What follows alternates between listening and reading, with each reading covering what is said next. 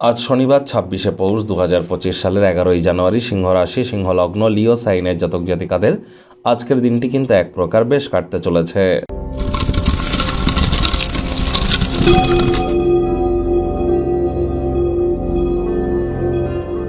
ভিডিওটির শুরুতে স্ক্রিনে আপনারা দেখতে পাচ্ছেন শনি মহারাজের বীজ মন্ত্র ওম প্রাং প্রিং প্রং স শনিশ্চরায় নমঃ। এটি আপনারা আজ সন্ধেবেলার সময় ১০৮ বার জপ করুন, অত্যন্ত উপকৃত হবেন। যাদের জীবনের প্রতি চাহিদা বেশি তারা কিন্তু অবশ্যই ১০০৮ বারও কিন্তু আপনারা জপ করতে পারেন। আজ আপনারা অবশ্যই ব্ল্যাক বা ব্লু কালারের ড্রেস পরিধান করতে পারেন। বাসি খাবার খাবেন না, আশপাশ পরিষ্কার পরিচ্ছন্ন রাখুন, নিজেও পরিষ্কার পরিচ্ছন্ন থাকুন, প্ল্যানিং মাফিক রুটিন মাফিক চলুন এবং যতটা সম্ভব চেষ্টা করা যায় বাসি খাদ্য খাবার কম খাওয়া যায়, ধর্মপ্রাণ হওয়া, কর্মনিষ্ঠ হওয়া এবং মাতৃভক্ত হওয়া, এগুলি করতে পারলে শনি মহারাজ যেহেতু কর্মফলদাতা, সঠিক ফলাফল দিতে তিনি বাধ্য হয়ে যাবেন। আপনার ন্যাটাল চার্ট বা জন্মছকে শনি যতই দুর্বল পজিশনে থাকুক না কেন, তাহলে খুব শনি মহারাজের নাম জপ ধ্যান আরাধনা করুন এবং যতটা সম্ভব কর্মপ্রবণ হতে পারেন সেই প্রচেষ্টা কিন্তু আমাদেরকে জারি রাখতে হবে। ভাগ্য মিটার আজ আপনাদের বলছে 7 আউট অফ 10, ভাগ্য আপনাদের অনুকূলেই থাকবে। তবে অর্থ এবং পরিবার এই দুই ব্যাপারেই আপনাদেরকে একটু সাবধানতা অবলম্বন করেই চলতে হবে। কায়িক পরিশ্রম হলেও শরীর মনে সতেজতা এবং তরতাজাই আপনারা অনুভব করবেন।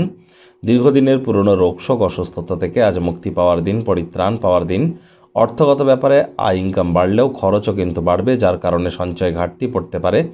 চাকরিজীবী যারা আছেন তাদের অফিসের পরিবেশ এক প্রকার বেশ, বস কলিগদের সাথে ভাব ভালোবাসা বাড়বে, কর্মে গতি অনুভব করবেন। নিজের মেধা দক্ষতা ট্যালেন্টের দৌলতে প্রশংসার পাত্রপাত্রীও আপনারা হতেই পারেন।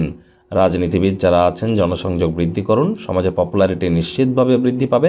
শিক্ষার্থী বিদ্যার্থীরা যে কোনো প্রকার পরীক্ষা প্রতিযোগিতায় সফলতা অর্জন করবেন।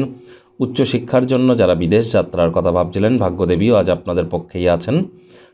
সন্ততি থেকে থাকলে তারাও তাদের কৃতিত্বের দ্বারা আপনাদেরকে গর্বিত অনুভব করাবে।